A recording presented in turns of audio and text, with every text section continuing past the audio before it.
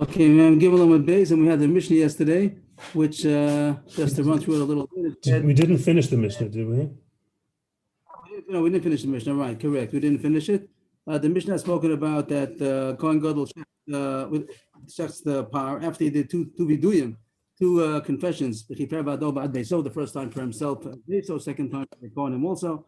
Then he shifted it and he received the blood in a bowl and he gave it to the one who's going to stir it on the fourth row in the Heichal, which we're going to talk about right away. That doesn't mean literally. We'll see the Gemara right away. In order that it shouldn't congeal, because he has to be do the Ketores meanwhile. Then he goes up to the Mizbeach with a shovel, some kind of a fire pan. He moves away the coals from that fire, which was prepared especially to make the coals for that Ketores, which is going to go into the Kodesh HaKadoshim. And he takes from the well done coals that are in middle, and he goes down, puts it on the fourth row of stones in the courtyard.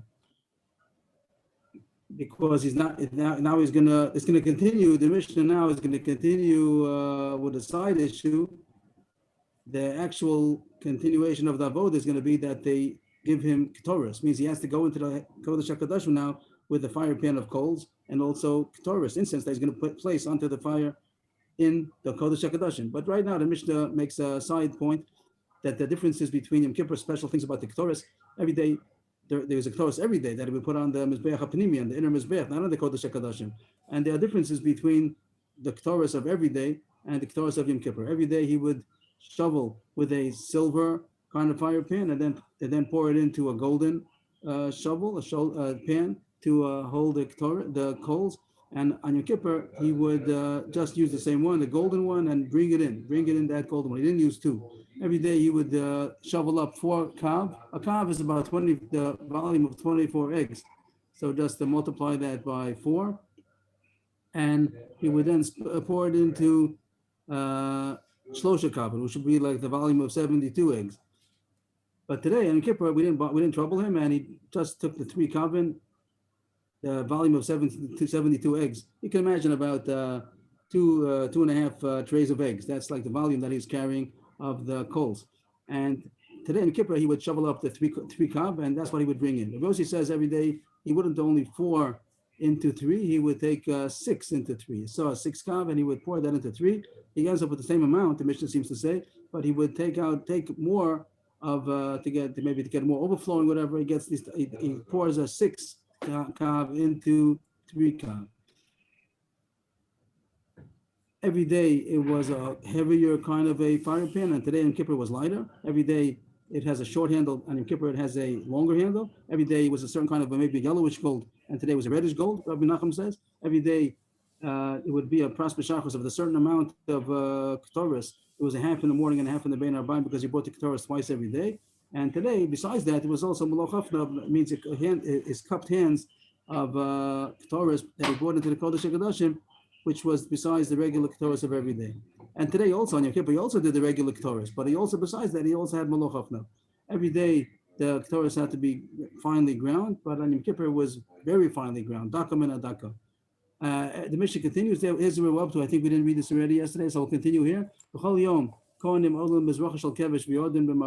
day when the Kohanim would go up the ramp, they would go up on the eastern side of the ramp on his right, and then when they would go down, they went around the whole Mizbeach. They would come down on the other side, which is closer to the west. They would always keep to their right. Maybe they're walking backwards, but they would be on the western side of the Kevesh. But the Ayom, Kohen Gadol, all the Be'emtza, V'yor Be'emtza. But today, the Kohen Gadol was the one who's doing all the avoda. He would walk up the middle and walk down the middle of the Kevesh, not on the sides. The Kohen Gadol we're talking about today in Kippur, so then it wasn't a question only of Yom Kippur. The Yom Kippur, Kohen Yehuda, every day, the Kohen Gadol would always walk up the middle and walk down the middle. He wouldn't go to the sides. Every day, the Kohen Gadol would do Kiddush Yadayim V'Raglayim from the Kira, which was the laver, which was in between the Mizbeach and the Bein Olamay, the Bein HaMizbeach, V'Nasata Sham HaMoyim, that's the Kira.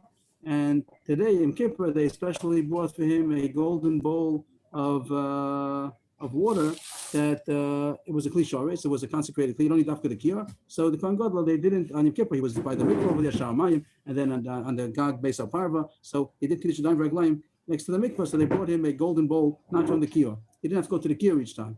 Not only Yom Kippur, Rabbi Yehuda holds every day. The Kohen Gadol, even on the regular weekday, he also, whenever he wanted to Kiddush Yadayim Reglaim, so in his honor, he didn't do it from the kiyah. He did it from a special golden jug. Everybody holds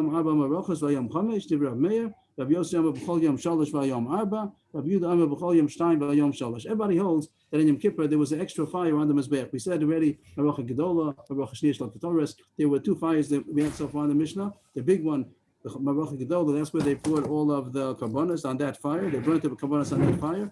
And then there was also Marocha Shniya Shal Ketoras. We had already before that he had a special fire to bring the coals of the Ketoras that he's going to do on the inner Mizbeach. That's what we had so far. But here it says the extra one. Yes. Besides the marachos, there in the picture that I have, there's some kind of a mound in the middle. What is that? Mound is a mound of ashes. That's called a tapuach. It's a mound of ashes. From whatever the ashes. Tapuach are the ashes from what? Right. From the karbonos that were burnt. So they make it. They weren't burned on the marachot. What? What is that? Aren't they burned on the marachot? Or yes, but what is it? Afterwards, when they would finish the day, whatever, so then they would take the ashes of the burnt karbonos, whatever it became ashes, they would put it into the middle of the mizbeach, a mound of ashes in the middle of the mizbeach. And wouldn't there be coals? Wouldn't they be mixed in with the coals?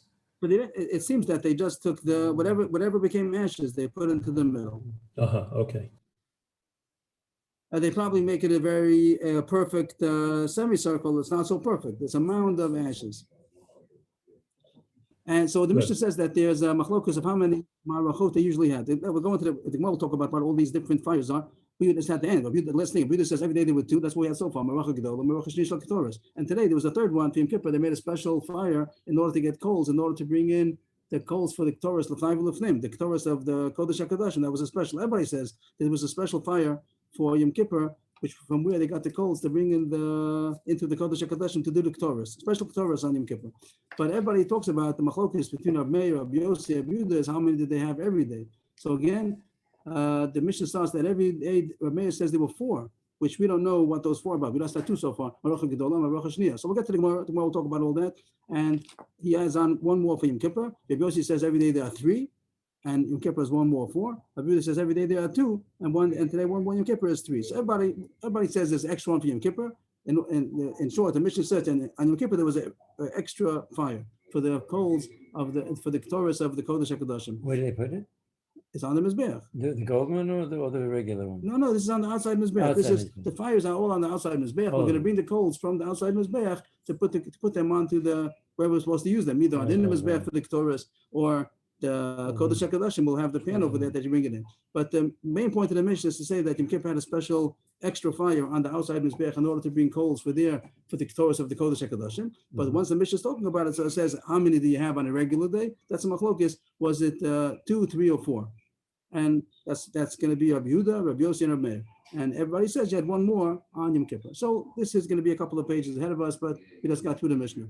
The Gemara goes back to the beginning. It says that the Kohen Gadol shechted, he slaughtered the korban, the bull, and he gave it to somebody to stir on the fourth row shebehechel. These words, row the re shebehechel. That sounds literally like it's the fourth row of stones into the hechel, as if to say that you walk into the sanctuary, four rows of stones, then you put it down, then over there the person is going to be stirring the blood. But there was a problem with that. You can't take the Mishnah literally because it says no one's allowed to be in the old moed.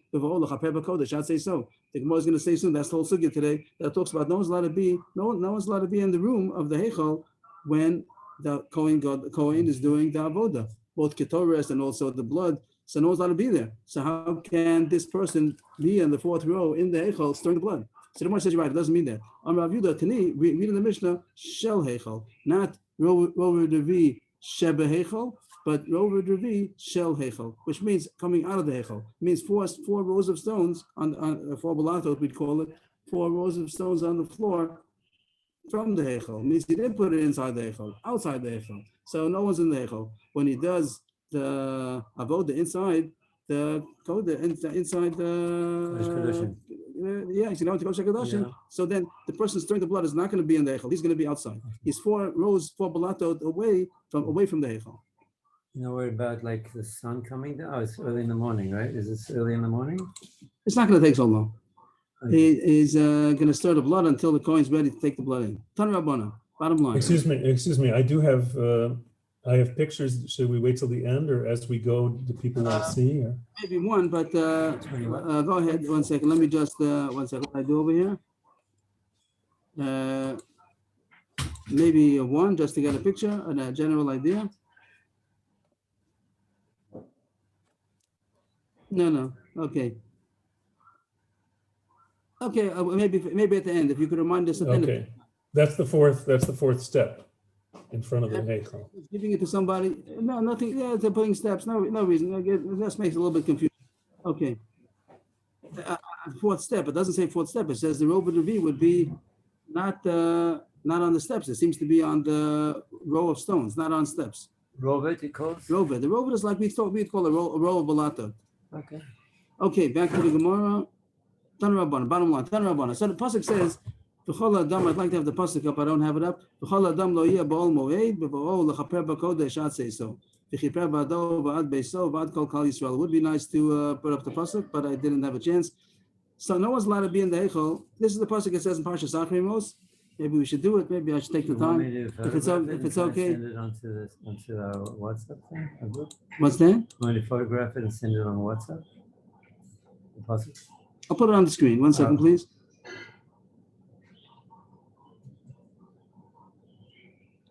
I'm losing my 1 second.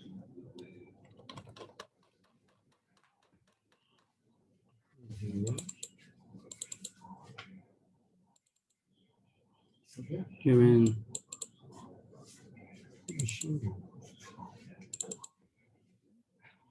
Okay, let me just get it on the screen now.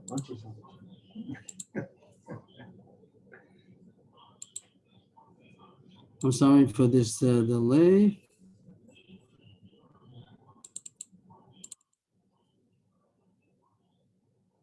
Pasuk 17.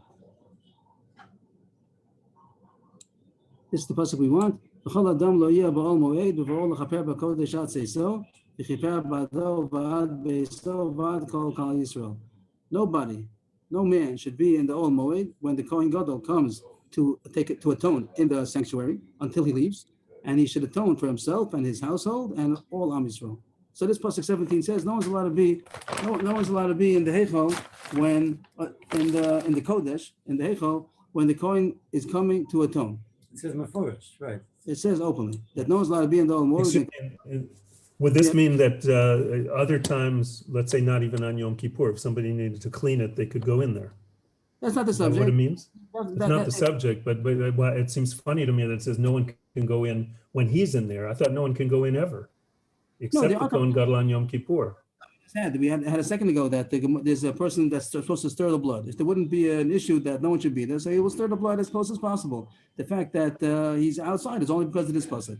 You might think that people are assisting him, and there are times they go in for different services. So it's true, you're not supposed to go in for no reason. That's called Bia Reikanis. A person's not supposed to go into the Heichel for no reason, but there are reasons. Bia Reikanis, to come in a rake, to come in for no reason. So that is true. You're not supposed to come in for no reason. But here, even if there is a reason, no one's allowed to be there when the Kohen Gadol is doing the avoda in the Kodesh. Our whole sugya is going to be, today's sugya is going to be all revolved around this pasuk. So maybe we'll come back to it, but right now that's the pasuk the Gemara wants. So we start back to the Gemara. You might have thought if the pasuk wouldn't have said so, they're not allowed to even be in the courtyard. So it says no, you're only allowed to be in the Ol Moed. You're not allowed to be in the Ol Moed when the Kohen is doing the avoda in the Kodesh. In the Ol Moed Sheba Midbar, you might think this only applies to the Ol Moed, but the word term Ol Moed is usually referring to the Mishkan. Sometimes we say automatically that it means the Beis HaMikdash also. Sometimes not. Here it says you need a drasha for it. You might think that it's only also in the desert when they had the Mishkan. Then you're not allowed to be in the Ol Moed. But Shiloh Beis Olam Minayin. How do you know that later on when they came to the Mishkan Shiloh and they came to the Beis HaMikdash that also you're not allowed to be in the Ol Moed, even though it's not called Ol Moed? How do you know that also the same halacha applies? Tamad Lama B'Kodesh. That's why the pasuk says l'chaper b'kodesh, any kind of kodesh. So the Beis Hamikdash also, you're not allowed to be in the Ol Moed when the Kohen's doing the avodah. And the Yellow B'Shas Torah. So here, for some reason, the Gemara thinks the pasuk's talking about when he's doing the Ketores. What does the Kohen Gadol do on Yom Kippur? He does the Ketores inside the Kodesh HaKadosh, and also he does the Matan Damim. He also sprinkles the blood of the par and the soyer, the bull and the goat, also in the Kodesh HaKadoshim, also in the Heichal. So here we're going to say that the pasuk is saying that not only during the Ketores, which for some reason the Gemara thinks that the pashas of the pasuk would have meant the Ketores, which it doesn't say yet. We'll see soon why the Gemara thinks so. You have to have another pasuk to say that it's also even when he's Matan Damim, even when he's sprinkling the blood, also knows allowed to be in the Heichal. B'shas Matan Damim minayin. How do you know that even when he's sprinkling the blood, also knows allowed to be in the Heichal? Talmud Lomar bevo'o l'chaper. That this pasuk l'chaper means Matan Damim. The chaper. How does the pasuk read again? Just to get the pasuk, to see how we're darshaning it at this point. Pasuk 17. So that would have meant only, let's say, what do we say? Ol Moed would have meant in the midbar. So it said also Bakodesh. It said the word Bakodesh here to tell you that it even means in the Beis Olamim. And the word Bava'ol L'chaper, I'm sorry, these words Bava'ol L'chaper is to tell you even when he's sprinkling the blood. If it would have had the rest of the pasuk only, we would have thought that it means only the Ketores. And the Gemara is soon going to say why you would have thought that. The end of the pasuk, he should atone for himself, for his household, and for Am Yisrael, that might have meant only the Ketores. The reason why it says Bava'ol L'chaper is to say even the Matan Damim also, even when he's sprinkling the blood, also knows how to be in the Ol Moed. The Gemara continues. Are we still in the Tana Rabbanan? Yeah, still a brayso, right? Only it's also when he's entering, the Kohen's entering to do the avodah, and he's doing the avodah. How do you know? It says when he comes in. How do you know? Even till he leaves, means even after he finished doing the avodah, no one's allowed to be there until he gets out. I'd say so. That's what the pasuk says. No one should be there, but when he comes in until he leaves. So even after he finished the avodah, no one's still allowed to come in until he goes out, until the Kohen Gadol goes out. Then it says, that's the end of the pasuk, that he should atone for himself and for his family and for the whole assembly of Am Yisrael. Kaparoso kodemes l'chaparas beiso. Kaparas beiso kodemes l'chaparas sechav hakohanim. Kaparas sechav hakohanim kodemes l'chaparas kol kal Yisrael. It goes in that order. V'chiper bado uvad beiso uvad kol kal Yisrael. He should atone for himself, for his household, and for all of Am Yisrael. So it says it goes in that order. That first he's atoning for himself, and then for his whole family. The way our Gemara says it has a few steps: for him, for his family, for the Kohanim, and for Am Yisrael. But the pasuk really only says three things. It says v'chiper bado uvad beiso uvad kol kal Yisrael. It doesn't say the Kohanim. The Kohanim are included in beiso, and the Gemara even takes out these words about beiso because it's not beiso and Kohanim. Kohanim is beiso. It's true that Vidui sometimes he splits it up, like we said yesterday's Gemara, that first he atones for himself and his family, and then for the Kohanim, even though the pasuk is everything. But first he mentions in his words, he just says, like it says, Yavo Zaka v'yechaper al Chayib, that he should first cleanse himself. So first he focuses on his own sins and his family's, then he focuses on the whole Kohanim. But as far as the pasuk over here, it only says three things. Beiso means the Kohanim. So the Gemara takes out these words, and you just read it. Kaprosa kodemes l'chaparas sechav hakohanim, v'chaparas sechav hakohanim kodemes l'chaparas kol Yisrael. It goes in that order. This is a side point, nothing to do with the point about being in the Ol Moed. But since the pasuk says these three stages, so it says first him, and then the Beiso, which means the Kohanim, and then the whole Am Yisrael. So what did the Brayso say? That you're not in the Ol Moed, the Kohen Gadol is doing the Ketores and even the Matan Damim also. But the Gemara's mashma, the Brayso said that it would have been mashma just when he's doing the Ketores, and not when he's sprinkling the blood. You have to have an extra pasuk to say that it's also even when he's sprinkling the blood. That's what the Gemara wants to focus on. Amamar in the Yellow B'Shas Ketores. Mashma. It says if it wouldn't have said the end of the chaper, the Ba'ol chaper, I would have thought it's only talking about Ketores. Why would you have thought that? Why would you have thought that the pasuk is talking about the Ketores? It doesn't say Ketores over there. Amarava v'chein Amar Yitzchak bar Avdimi v'chein Amar Beloza Amar Krua v'chiper ba'adal v'ad beiso v'ad kol kal Yisrael. The end of the pasuk says that he atones for himself, for his household, for all Am Yisrael, which is mashma that is one thing. That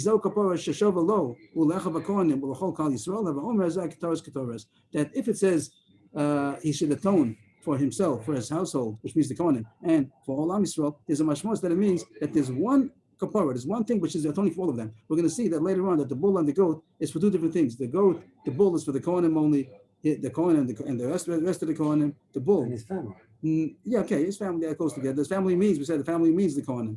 And and the Sawyer, the Sawyer Mishlich is for all Am Yisrael. We're going to see later on that it's not the same kapara that's for each one. Since the pasuk over here says v'chiper bado v'ad beisel v'ad kol Yisrael, it's mashma that there's one thing which everyone is united. There's one kapara that everyone's getting from the same thing. What is that? That's victorious. So the pasuk alone, if it only would have said v'chiper bado v'ad beisel v'ad kol Yisrael, no one should be in the Ol Moed when the Kohen Gadol is doing that. Then you might think it's only victorious, because the victorious is the only thing where everyone is equal in getting an atonement from the Ketores. The Gemara is going to say right away, what does the Ketores atone for? But there's one atonement that everybody gets from the Ketores. So then I would have thought the pasuk is only talking about when the Kohen Gadol is doing the Ketores in the Kodesh HaKodashim. So then nobody should be in the Eichel. But it's not talking about the Matan Damim at all. It's not talking about the blood. That's why you have to say to add on, even when he does the Matan Damim also. The Gemara is very surprised that the Ketores atones. The Ketores Mechaperes. Where do you find that the Ketores atones in anything? In the Tani Rabbi Chananya Lamadnu Ketores Shevachaperes Shenema Vaytenis Haktos Vachaper La'am. Interesting. The pasuk over there is not talking about Yom Kippur. It's not talking about even a regular weekday. About the Ketores that's in the Kodesh. It's not talking about that. It's talking about by after Korach there was a Magefa and people were dying, and Moshe told Aaron Kachas Amachtav send all the Aish and take Ketores, and that Ketores was mechaper on the people that were dying on the Magefa. It's not a regular Ketores, but you see that Ketores is mechaper, so therefore the Gemara learns out that every Ketores is mechaper. Always the Ketores is always mechaper. Excuse me, Rebbe. The Ketores is mechaper. Hakatoris on the first line, the word on the first line. It seems like a hakatoris. So is that like a question? Hakatoris? Yeah, this word is haktoras. This is a verb. Haktoras is the burning of the Ketores. Haktoras. Haktoris. Thank you. Okay. Here the Gemara says that b'chiddush that the Ketores is mechaper, and therefore you might have thought that the person is only talking about the Ketores and the Kodesh HaKodashim, so you need another person. So now we got a new information, a bonus that the Ketores also atones. What does it atone on? It atones for slander, for gossip. What do you see? What is the connection between Ketores and Lashon Hara? Because it's a quiet thing. There's something that make noise, but the Ketores is it quiet? It's quiet. Doesn't it? The burning of the coals don't make any. The burning of the incense doesn't make any noise. We'll see a Gemara that talks about that also. That I think it's going to be later on in the Masechta. I think is that Sure, true? it doesn't make a noise. It says here, Erech and Zvachim, the Ketores doesn't make any noise. And that's something that I don't see. I don't know the connection. I don't know. But the fact that Lashon Hara is also something secretive. People say they don't say Lashon Hara out loud. Maybe sometimes they do. But Lashon Hara they do is they keep it quiet. So that's also the similarity of Ketores and Lashon Hara. Surely it needs more explanation. What is the connection? And if anybody has, we'll get to it. But here the Gemara says that's what the Ketores tones for Lashon Hara. Remember that the Sitra Achra gave Moshe Rabbeinu a secret. He says that against Magefa, you use Ketores will save lives. This is the place where it happened. This is the person we're talking about. And Rashi brings down that the issue over there about Korach, that was this issue of Lashon Hara, that was what the Ketores was atoning for. Where's the Rashi? No, so I'm saying that Lashon Hara is compared to all three cardinal sins. Okay, murders. here it says it's because it's quiet. That's the Ketores has to do with the fact that it's done secretly. Rashi brings down by Korach, that was issued there with Lashon Hara. They said Atem Hamitem Asam Hashem Stam Lashon Hara B'Chasha. Usually Lashon Hara is done secretly. So we finished the main issue so far. I mean, the Gemara is going to go now into details about the next issue. But the first issue was that no one's allowed to be in the Ol Moed. We dash in the pasuk, the whole pasuk, that no one's allowed to be in the Ol Moed when the Kohen, even in the Beis Hamikdash, not only in the Mishkan, and not only by the Ketores, even by the Matan Damim, even when he's going to be doing the sprinkling of the blood in the Kodesh. Also, no one's allowed to be in the Heichel. And we said that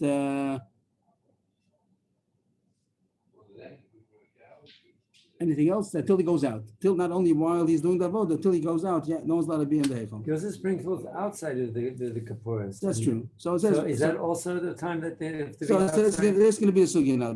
Now the sugi is going to talk about it. So the Gemara starts over here. Where are we holding now? Tanan Hasam. The first one on the line is Ma'aseh Chashoy, and it starts Tanan Hasam. So there's a Mishnah in Maseches Kelim. Portion mibein ulam v'lam mizbeach b'shas haktorah. That not only are you not allowed to be in the Heichel, the pasuk says v'cholam lo yeh b'ol moed. That pasuk says no one should be in the Ol Moed. It doesn't say anything about being outside. It just says no one's allowed to be in the Ol Moed, and the top line says you're allowed to be in the courtyard. You're just not allowed to be in the Ol Moed. Now it says in the Mishnah in Kalim, it says that you're not allowed to even be Bein Ulam V'Lam Mizbeach. Portion mi Bein Ulam V'Lam Mizbeach B'Shas HaKtorah. That when they're being mighty Ktoros inside, on a regular day, it's not the one you keep over there. It's talking about a regular day when you do the Ktoros, so you're not allowed to even be between the Ulam and the Mizbeach. You have to be away, even in the courtyard, you have to be past the Mizbeach, on the sides of the Mizbeach, but you can't be between the Mizbeach or that whole zone that's between, even on the right and the left of the Mizbeach, I mean the right, I mean more to the north and more to the south, on that strip that's between the Ulam and the Mizbeach. That is a special Kedusha, and you're not allowed to be there either. Maybe I'll put up Is the door open? Is the front door of the Heichal open at this point? Can you see inside? I don't think it makes a difference. That doesn't. No, maybe It happens to be a curtain. They open the curtain over there. I'm saying that maybe that. But the Allah doesn't want ulam them is to be before the seen. Kaddish Kaddashim, right? We're talking about the outer. We're talking about the outer mizbeach, right? The outer mizbeach. You can go up to the steps. You can't be between that and those steps going up.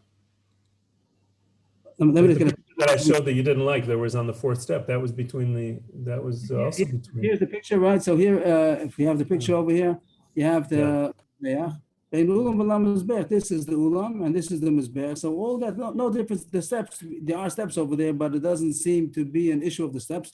That's the area that we're talking about. The picture is not so proportionate, but that's 22 amas. So you're not allowed to be between the ulam and the mizbeach. Just not. And does it mean only opposite the mizbeach, or that whole area from side to side? That's what I meant to say. The whole side. The whole strip. The whole strip.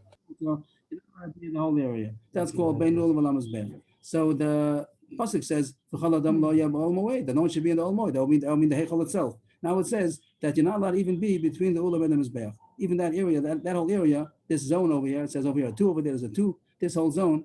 It's a different shade a little bit. Doesn't make a difference. But that whole area between the ulam and the mizbeach also no one's allowed to be there. So when the doing Torahs, even on a regular day, that the Kohen goes into, not a Kohen Gadol, a regular day, the Kohen goes in to do Torahs on the Mizbeach HaPnimi, so no one's allowed to be in the Heichal, and no one's also not allowed to be even between the Ulam and the Mizbeach. That's the Mishnah in Kalim, a very interesting Mishnah over there. That's to point out. The Mishnah over there talks about the famous Esek Kedushos. It says there are 10 levels of Kedusha in Eretz Yisrael. Eretz Yisrael is more than all the other lands. Then it goes about the walled cities, and then inside Yerushalayim and Har Bayis, the Chel, which is the surrounding the courtyard, and then the Ezras Nashim, Ezras Yisrael, Ezras Kohanim, Ben Ulam V'Lam Mizbeach. Let's go here. It says, let's say you have the Ezras Nashim is one level, then the Ezras Yisrael is the next, Ezras Kohanim is the next, Ben Ulam V'Lam Mizbeach is the next, and then the Heichal is the next, and the Kodesh HaKadoshim is the highest. That's the Mishnah in Kalim, the whole parak, many Mishnah, it's not the whole parak, but I did now Mishnah Vav, Zayin Ches Tes. It says, the four Mishnahs to talk about the levels, 10 levels of Kedusha. And over there it says that one level, that Ben Ulam V'Lam Mizbeach is more holy than more east. On the sides of the Mizbeach and the Ezras or Kohanim, all that is one level, but you get to Ben Ulam V'Lam Mizbeach, that's even a higher level. And you're not allowed to go there when the Kohen is doing Torahs. That's the Mishnah over there. Okay, go back to the Gemara.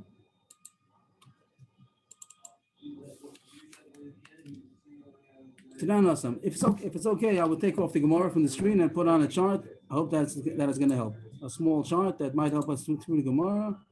Where did it go? I'm sorry, I have to take it off a second again.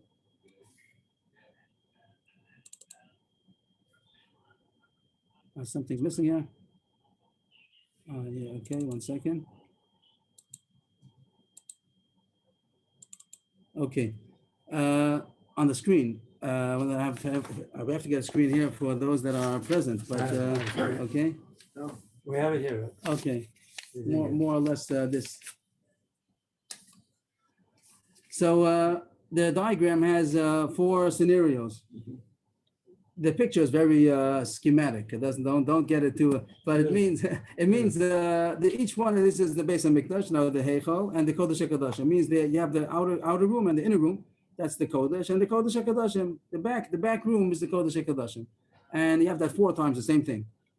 There's sometimes all the way on the right. that the person is doing, that the Ketores is usually on a regular day is brought in the Heichal. It's not brought in the Holy of Holies, it's brought in the Mizbeach HaPnimi, which is in the Heichal, the outer room. And also sometimes there's blood, usually not, but sometimes there's blood also, which is sprinkled in the Heichal. Sometimes there's Ketores in the Kodesh HaKadoshim, which is Yom Kippur. And also there's blood sprinkled in the Kodesh HaKadoshim, also Yom Kippur. So now the question is, where are you not allowed to be? So it's gonna come out that when they're doing avoda, when someone's doing avoda, either the Ketores or sprinkling blood in the Kodesh or in the Kodesh HaKadoshim, you're not allowed to be in the entire building. You're not allowed to. It means you're not allowed to be in the Heichal, even if they're doing it in the Kodesh HaKadoshim. You might see, don't be the Kodesh HaKadoshim. No, if they're doing the Kodesh HaKadoshim, you're not allowed to be in the Heichal either. Surely, if they're doing it in the Heichal, you're not allowed to be in the same room. And even if they're doing the Kodesh HaKadoshim, you're also not allowed to be in the Heichal. And no difference, Torah or Dam, no difference. You're not allowed to be in the Heichal. Are you allowed to be bein ulam v'lam mizbeach? That's what I'm doing outside. On the bottom is me. I didn't make any picture over there. But how about, are you allowed to be one step away? Are you allowed to be bein ulam v'lam mizbeach? So it's going to come out, or we're going to say that you're not allowed to even be, like the Mishnah says in Kalim, that you're not allowed to even be bein ulam v'lam mizbeach. Just like you're not allowed to be in the Heichal. The pasuk says you're not allowed to be in the Heichal. We're going to say in Amud Beis, we're going to say it's Rabbanan. But Rabbanan, you're also not allowed to be outside. With the Rashi, just don't be inside. But we're going to say with Rabbanan, you're also not allowed to be outside. Both if you're doing Ketores or you're doing sprinkling of the blood, you're not allowed to be not in the Heichal and even not outside. Then it talks about if you're doing the Ketores or the blood in the Kodesh HaKadoshim, are you allowed to be outside? Are you allowed to be, you're not allowed to be in the Heichal, that says. But I said the Ketores and the Dam, you're not allowed to be in the Heichal either. Are you allowed to be outside?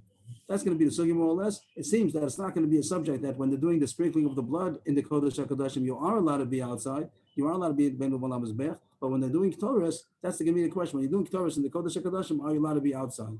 Are you allowed to be Ben Ulam Mizbeach? Are you allowed to be outside? So back to the Gemara. The Mishnah says that when they're doing Ketores inside the Ol Moed, inside the Mishkan, the Beis HaMikdash, you're not allowed to be even outside. You're not allowed to even be in the next zone called Bein Ulam V'lam Mizbeach. That's only when they're doing Ketores in the Heichal, then you're not allowed to be one step removed. You're not allowed to be outside. When they're doing it in the Kodesh HaKadoshim, then you only aren't allowed to be in the Heichal, but you would be allowed to be in the Bein Ulam V'lam Mizbeach. Just to get onto the chart a second again, just to see what we're doing. He says that there's a green light here also. On the chart, by the case of the Ketores, that they're doing Ketores inside the Kodesh HaKadoshim, say only not allowed to be in the Heichal, but you are allowed to be Bein Ulam V'lam Mizbeach. There will be a green dot here also, green light. You're allowed to be outside, you're just not allowed to be inside. That was the Chiddush, and that's what the Gemara is going to revolve around the whole time.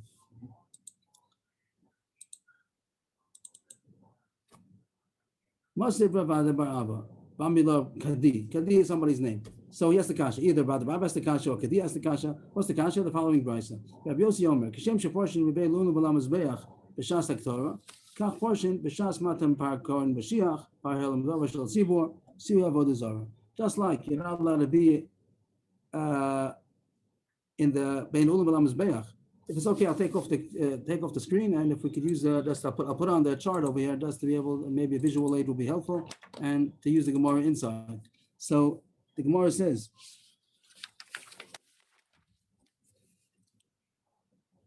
the first one on the line is Kishem, about 20 lines up. First one is Kishem. Kishem sheparshim bein ulam mizbeach b'shas HaKtorah. Just like you're not allowed to be bein ulam. Let's say the one on the right, all the way on the right. When you're doing Ketores, you're not allowed to be even bein ulam mizbeach. All these bloods that the Raisa lists are bloods that are brought in the Heichal. So too, are you not allowed to be bein ulam v'lam mizbeach when they're doing all kinds of sprinklings of the blood in the Heichal? The Par Kohen Mashiach, Par Helam Dova Shel Tzibur Siu Avodah Zarah. There are different korbanos that sometimes the blood is sprinkled inside the Heichal on the parochas. So also when they're sprinkling blood in the Heichal, also you're not allowed to be bein ulam v'lam mizbeach. The Brisa continues, Hama Ma'ila Yesh. In what way is the Heichal more severe than bein ulam v'lam mizbeach? Means, I'm telling you, not only aren't you allowed to be in the Ol Moed, you're also not allowed to be outside either. So is there anything that the Heichal is more chamur, more severe than bein ulam v'lam mizbeach? In what way is the Heichal more severe than outside? Ela shebehechol portion bein b'shas haktorah ubein shelo b'shas haktorah. Umivein ulam alam mizbech ein portion ela b'shas haktorah. The words seem to say that there's some chumrah between b'shas haktorah and shelo b'shas haktorah. When you're being makdir, when you're doing ketores, you're not doing ketores. The simple idea, the simple words of not the ketores would mean blood. That is a chumrah that you can't be over there when they're doing ketores, but when you're not doing ketores, you may be there. Now the Brisa said a second ago that when they're doing blood in the heichal, you're not allowed to be. The Brisa can't mean to say that when they're only doing blood and not ketores, then you are allowed to be, because the Brisa said a second ago that all these sprinklings of the blood that are done in the heichal, you're not allowed to be outside either. So what does it mean that there's a chumrah between the ketores and the blood? It's not true, because both of them you're not allowed to be in the heichal. You're not allowed to be bein ulam v'lam mizbeach. So the Gemara thinks it means that we must be talking about in the Kodesh HaKadoshim on the chart, the diagram 3 and 4, the two that are on the left. That it says there's difference between Torah and blood. That when they're doing Torah, then you're not allowed to be bein ulam v'lam mizbeach. That would put a red light over here. You're not allowed to be outside. When they're doing the dam, you're allowed to.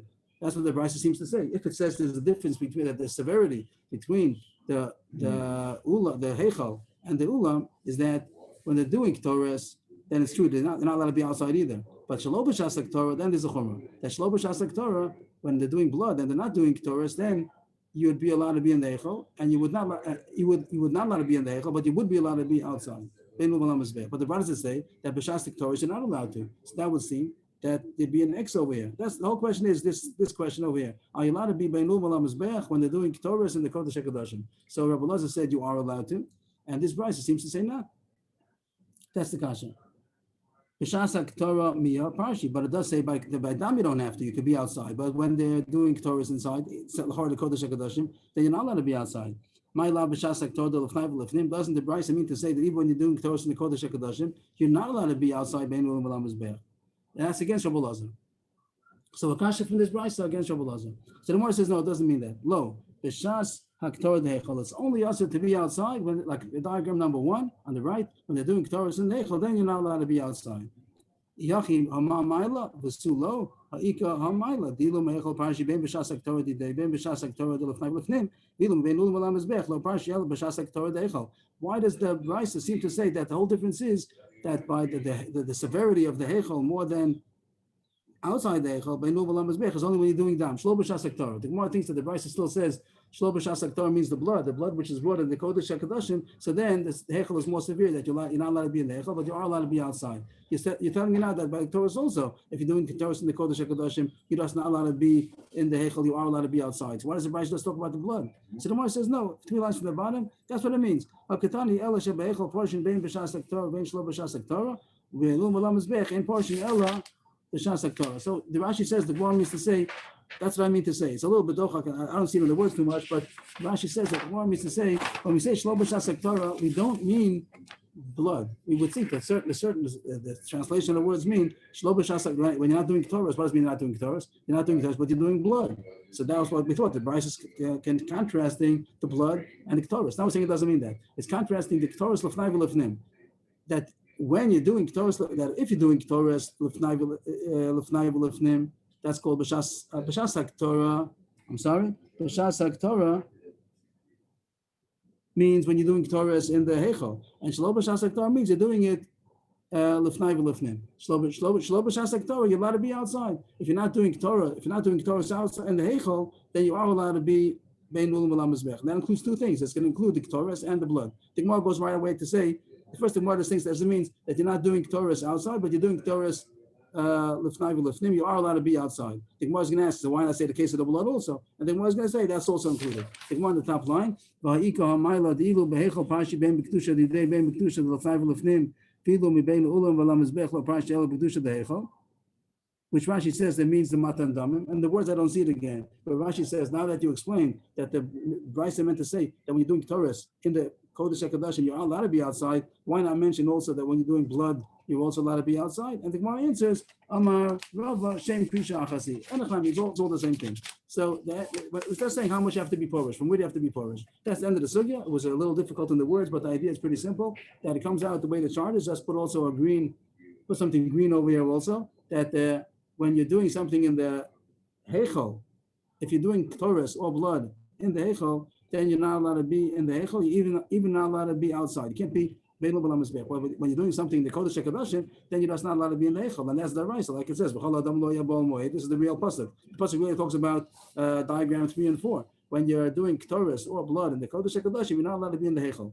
But to be outside, that they didn't make any drabanan. So you'd be allowed to be outside. On Yom Kippur, when they're doing Ketores, the Kohen Gadol is doing Ketores or blood in the Kodesh HaKadoshim, then Kohanim are allowed to be Ben Luba Lamazbech. On a regular day, when they're doing Ketores and Dam in the Heichel, then you're not allowed to be even Ben Luba Lamazbech. I hope that's B'shas Ketores in the Lifnim got knocked off that it was a no. No, it comes out that you are allowed to be outside. This thing deserves now. That got knocked off. That B'shas Ketores got knocked off. What got knocked off? We thought that at the time of the Ketores, you couldn't even be outside you couldn't be between the Olam and the Mizbeach. Now we say that you may, right? Yeah. So it comes out there's two reds and 2 greens. That when you're doing something in the Heichel, you're not allowed to be outside by Ben Luba Lamazbech, but when something's being done, no difference if it's blood or Ketores that's being done in the Kodesh HaKadoshim, then you're just not allowed to be in the Heichel, and that's the Raisa. But you are allowed to be outside. You're allowed to be in the Ben Luba Lamazbech. So this is also a green light. You're allowed to be Ben Luba Lamazbech. Okay, I hope that was good. The Gemara continues. Get the Gemara on again, if I could. You become professional. I don't drive. You're a techie. Okay, we're on the, what is this? 1, 2, 3, 4, 5. Fifth line. Amamar.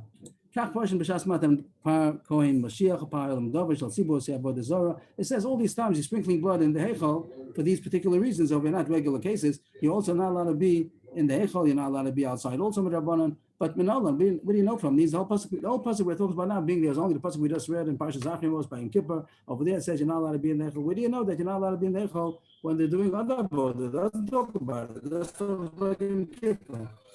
The Gemara says, "I'm not asking kapara kapara." Yom Kippur. There's Gzeira Shava. The word kapara it says by Yom Kippur. Also kapara by these things. Maybe it's not so simple where it says it all these places. Tosfos talks about it, but we make Gzeira Shava. You learn out that it applies also to those things. When you're doing blood in the Heichel, also you're not allowed to be in the Heichel. And with Rabban, you're not allowed to be outside. Next Gemara, Amar Rav Acha bar Ava. First one on the line is Rav Acha bar Ava. Shramina malos daraisa. V'achi gemiru. The whole Mishnah that it says in Kalim, that it says there are different levels of Esek Kedushos, Eretz Yisrael, walled cities, Yerushalayim, goes further, and it comes up to what we said before, that Bein Luba Lamazbech is the courtyard, Ezra Yisrael, Ezra Kohanim, they get close to Bein Luba Lamazbech, and then the Heichel. So that level, that zone that we said that the Bein Luba Lamazbech is a holy level, it's holier than the level before, is that the Raisa or is it Rabbanan?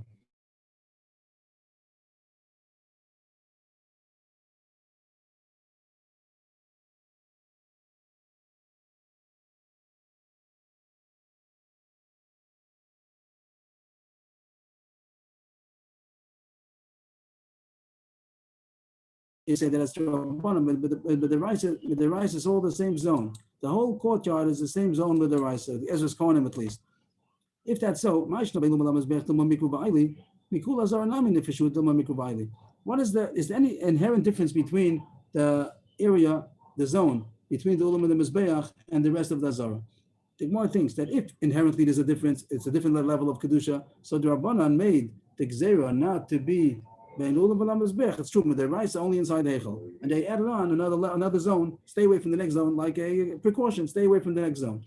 That zone is an inherent zone. It's a different zone. But if you say that the whole courtyard is the same zone, so then they should not have only answered the Bein Luba Lamazbech. They should have answered the whole courtyard. It must be that it's considered a different zone.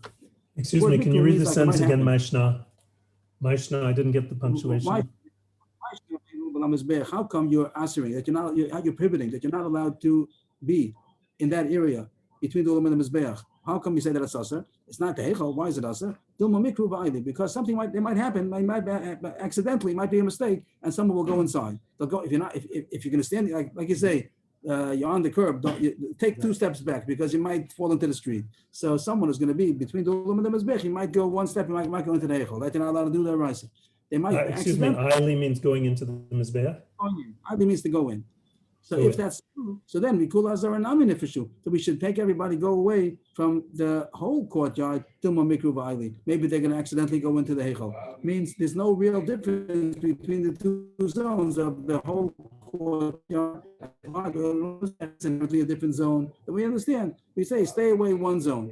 But if there's no difference in the whole zone, the whole courtyard, even past the Mizbech, is also the same zone as between the Mizbech and the Ulam. So if you want to make Xera, so then it's all one big zone, and say you shouldn't be in the whole place. The Gemara says a simple answer.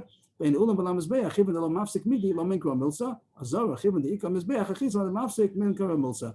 The between the Ulam and the Mizbech, since there's nothing separating it, means you don't see. It's not going to be recognizable.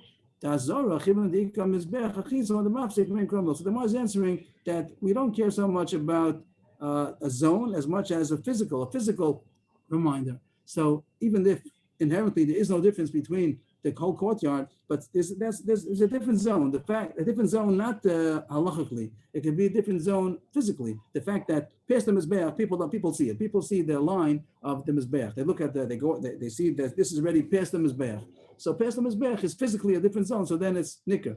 But they didn't want somebody to be so close. He'll go one step in. But the fact that he's removed, he's going to be behind the line, which is between the Mizbech and the Ulam, that's considered a physical reminder as good enough. You don't have to have a halachic zone. It's enough to be a physical reminder. That also is a reason why we only answer the first zone, but the second zone, even though halachically it's not a different zone, but it's a physical different level, that's good enough.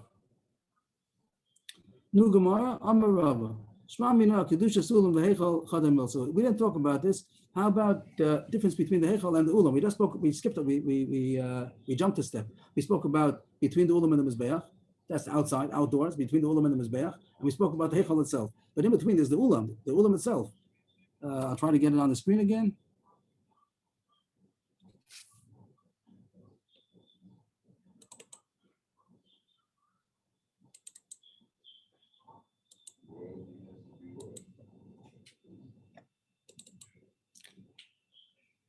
So we spoke about the area between the Ulam and the Mizbeach, and we spoke about the Heichal. How about the Ulam itself? The outside, the whole vestibule outside, what level does that have? So he wants to say that Shvamina Amar Rava. First one on the line is Rava. Shvamina Kedusha Sulam Veichel Chadam Milsa. It's the same level. The Ulam has the same level of sanctity as does the Heichal. So when we said Heichal is also, it includes the Ulam also. How does he know that? He's not going to say Kedushas. Then if it's not the same level, so then Ulam Gufei Gzeira, V'neikum V'nigzuk Gzeira Gzeira. How come the whole thing is Rabban, but the rice is only also to be inside the Heichal? If the Heichal and the Ulam is one Kedusha, so then the rice includes it. You're not allowed to be in the Ulam either. But if you say that the Ulam and the Heichal are two different levels, so with the rice you're allowed to be in the Ulam. And what they wanted to do, they wanted to make another zone with Rabbanan. So they also added on the Ulam. Why should they have to add on the next zone also? If you say that the Heichal and the Ulam is the same Kedusha, that's all awesome with the rice, and then they made one level more. But if you say that the Ulam is already considered a different level, so that would have been enough of a Gzeira. They wouldn't have had to make an extra zone.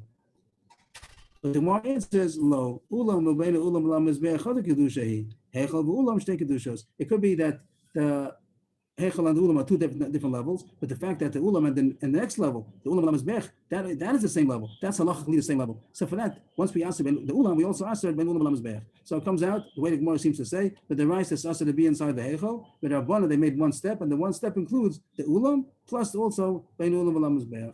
So Rava was wrong. Rava wanted to bring a proof, and the Gemara disproves him. That takes away his proof. He doesn't say for sure that he's wrong. Just Rava wanted to prove something, and the Gemara said it's not a proof. He still could be right inherently, but there's no proof to him. I'm sorry, Chaim Dazi? So the Heichal and the Ada Mizbeach is one Kedusha. No, for sure not. The Heichal until the Mizbeach is for sure not the same. Either the Ulam, the question is only the Ulam. Means the Heichal and the area between the Ulam and Mizbeach show you two different levels. The question is, what is the Ulam part of? Is the Ulam part of the Heichal, or is the Ulam part of the Bein Ulam and Mizbeach? That's the two sides the Gemara has. First, the Gemara wanted to prove that the Ulam is part of the same level as the Heichal, and the Gemara says no, it could be that the Ulam is the same level as Bein Ulam and Mizbeach. That's what I was asking. You said from the words you said were from the Heichal until the Mizbeach. Sorry, from the Ulam and the Mizbeach. That's the Gemara's question. First of all, we wanted to say that Ulam is the same as the Heichal, and the Gemara said no, it could be that Ulam is the same as the next level. It could be the Ulam as a part of the Bein Ulam and Mizbeach. Those are the two sides that the Gemara says. The Gemara continues. Now we finished with the charts for today, and back on to the Gemara. The Chol Yom. The rest of the Gemara is easy. I hope everybody enjoyed it till now. Also, the rest of the Gemara is quite easy. The Gemara says, "B'chol Yom ha'yichotu b'shal kesef." Every day, whenever they would take coals from the mizbeach in order to bring into for the Ketores of every day, so they would shovel with a silver kind of a pan, and then they would put it into a golden pan. And on Yom Kippur they didn't. How come? My time. How come on every day they used the silver and poured it into gold? The Torah had compassion on the money of Yisrael not to waste the money because it gets corroded. You're shoveling coals, so it's hot. So if you can use a golden pan, it's going to corrode the gold. Better to corrode silver than to corrode gold. So since in order not to lose the money from Yisrael, so use a silver pan rather than a golden one. And then you pour it into the gold. But the shoveling itself is going to be very hot. I guess it's more hot going to the coals themselves. So take it with a silver pan and then pour it into the golden one. But on Yom Kippur, we only use gold. He only uses the one golden pan and uses it. He doesn't even pour it into anything else. My time because of the weakness of the Kohen Gadol, he's doing so much avoda and he's fasting and he's doing everything on Yom Kippur. So in order not to make it more exertion for him, so we say you don't have to take it from the silver and pour it into the gold. Just use the golden one alone. Yes. And every day they would take 4 kav of coals and pour it into 3. The one of silver was 4 kav, which we said is about, what do we say? 72, 82, 92, 94. It was the volume of 94 eggs, 24 times 4. I got it right? 96. And they would pour it into one which only contained 72. Means the silver one contained 96, the volume of 96 eggs, and one that he's going to use, the golden one, contained the volume of 72 eggs. And that's what he did every day. Tana, if he poured 4 kav into 3 kav, so 1 kav spilled down to the floor of coals. So then he would sweep it into the Amma. The Amma is a stream which went through the base of the courtyard, and to get rid of the coals, it shouldn't be hot coals on the floor. They swept it into that brook, whatever that irrigation, not irrigation, whatever that brook that was going through the base of Mikdash. One Rashi says that we just said that 1 kav spilled over. He had 4 kav. He poured into 3 kav, so 1 kav spilled over. But another Rashi says that 2 kav were overflowed. So how's that? We have 2 kav overflowing, 4 into 3. We have 1 left over. Bishlam after 20 kav rabbanan. We had a machlokes in the Mishnah. Did you pour 4 kav into 3 kav, or did you pour 6 kav into 3 kav? So it's either going to be 1 overflowing or 3 overflowing, but you don't have 2 overflowing. Bishlama, the Brisa that says kav rabbanan. It's rabbanan that say 4 into 3, so that's why you have 1 left over, 1 that overflowed. Elach tatani kavai mani lo rabban Yossi. But the one that says two overflows onto the floor, who's that? The rabbanan would have said only 1. The Rashi would have said 3. We pour 6 into 3. How do you get 2? Rav Chisda is a third Tana. Rabbi Shmuel, top line here. Rabbi Shmuel ben Moshe ben Broki, the top line of the screen. Oh, I'm sorry for confusing. Rabbi Shmuel ben Moshe ben Broki, the Tanya, Rabbi Shmuel ben Moshe ben Omer, B'shal Kabayim Hoya Machnes. It's a third shita. We had already in the Mishnah, 1 kav says, one number says that 4 into 3, 1 says 6 into 3. But there's another number that says 4 into 2. That you didn't end up with 3 kav, you ended up with 2 kav. So he's the one who's going to say that 2 overflowed. You took 4 kav, you poured it into 2 kav, and 2 kav fell onto the floor. So there's the third sheet also. Rav Ashi Yama, first one on the line is Rav Ashi. Rav Ashi Yama, Afilu Tem Rav Yossi. Can you go back to Rav Yossi? And it says 6 into 3. 6 minus 3 is 2. Yes. How's that? There are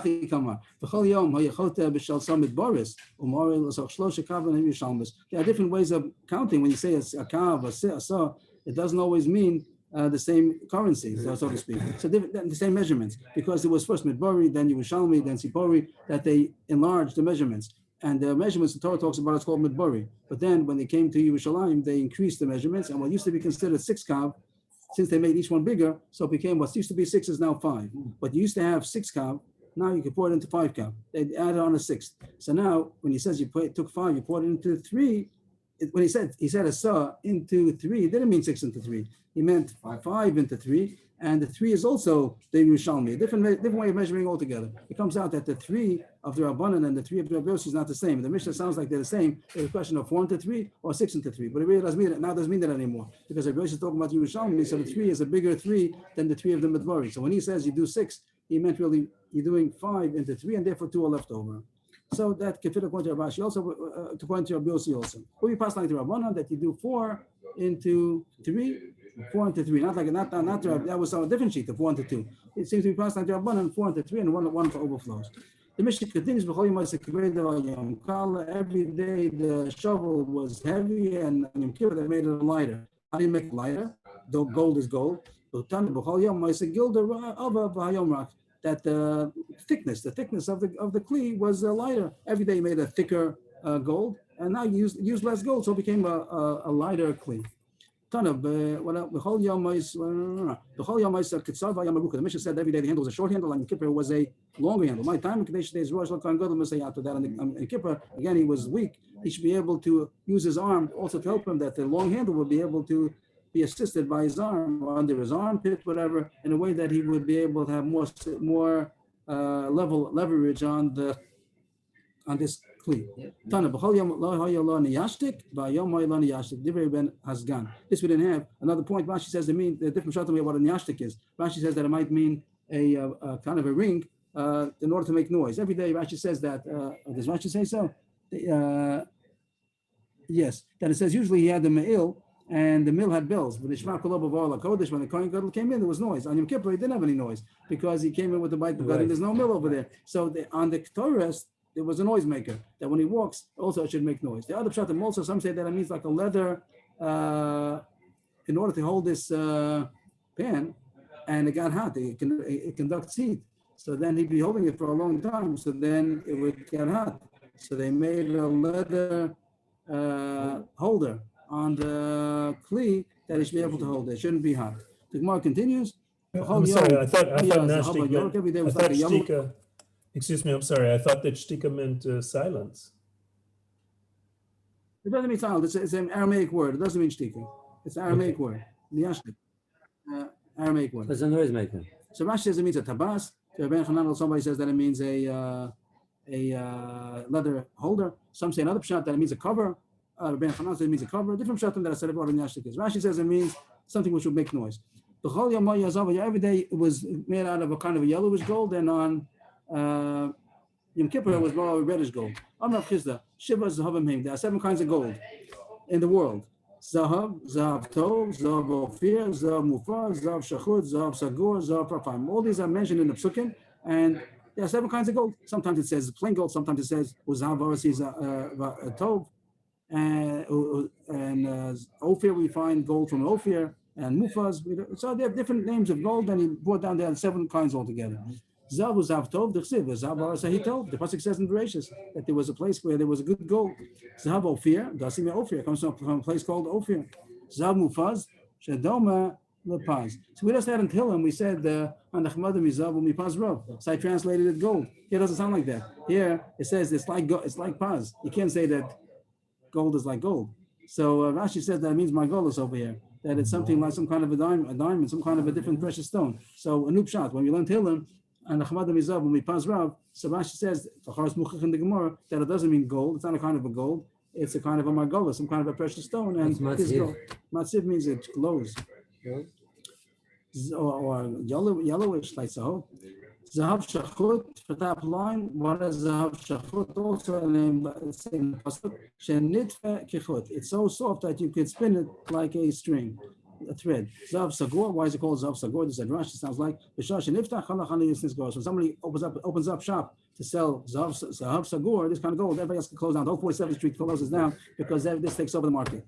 Zahav Parvayim, why is it called Zahav Parvayim? Also a pasuk, Shedam Ladam Maporim. It's similar to the color of the blood of bulls. That's the color. The color of the gold is a reddish gold. Ravashi says no, they're not 7. There are 5. The Chalchad V'chad is Be'zav U'zav Tov. There are two grades of each kind of gold. When it says Zav and Zav Tov, it's saying on each level of the 5 others, you can have a regular grade and you can have a higher grade. But altogether, only 5 kinds of gold. Back to what we said about Zav Parvayim. Every day there would be a regular gold, and on a yellowish gold, and there'll be a reddish gold, and it says that's Zav Parvayim. Why is it called Zav Parvayim? Because it's similar to Dam Parim. The truth is that if 18 karat gold is a reddish. It's reddish gold, It's reddish it's gold. much nicer red. Uh-huh, It's much nicer than the 14 uh-huh. karat. Yeah, pure gold would be, you can hammer it so thin you can see through it. I'm saying that if you look at 80 karat gold, it has a reddish tint. Right. It's much nicer color than the 14 karat. Oh, yeah, It's a nicer color. 24 karat. Okay,